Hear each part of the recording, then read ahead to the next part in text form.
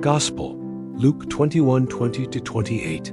Jesus said to his disciples, "When you see Jerusalem surrounded by armies, then know that its desolation has come near.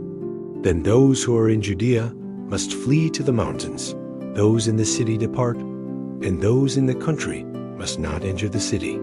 For these are days of vengeance, to fulfill all that is written. Alas for pregnant women and nursing mothers in those days!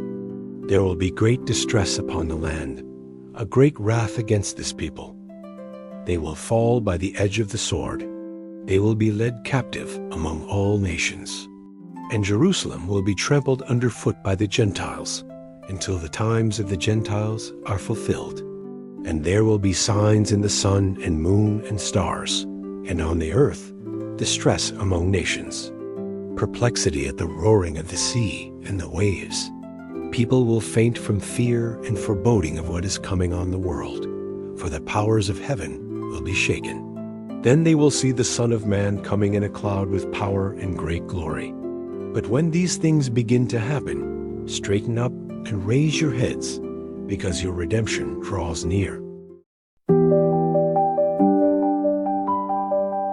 Today's gospel plunges us into a vision of upheaval, wars, fear, destruction, a world gripped by chaos and trembling. I walk along a narrow path in my mind, dust swirling underfoot, as I try to imagine the dread in the hearts of those first listeners when they heard these words.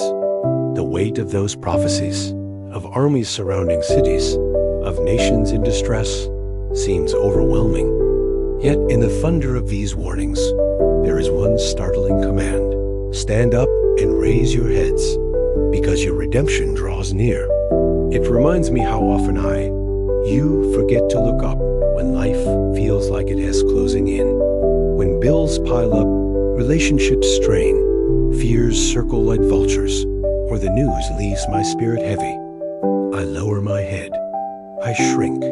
I try to hide from the uncertainty. But this gospel calls me to do the opposite, to raise my head, to orient my heart toward hope, even if the world seems falling apart. I think of those moments when I have felt surrounded by armies of my own, illness, loneliness, failure, grief. And I remember, my deliverance does not depend only on escaping the danger, but on trusting the promise. There will be signs, turmoil, confusion, loss, but God's salvation is drawing near.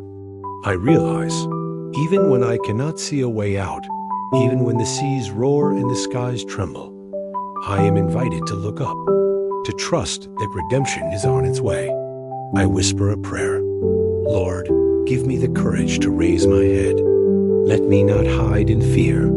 Help me to trust that you are greater than the chaos. And I wait, with hope trembling in my chest, for the rising dawn of redemption, because your promise stands.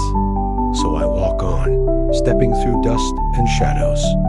And with each step, I carry this promise in my heart, that no matter the signs around me, no matter the storm, redemption draws near.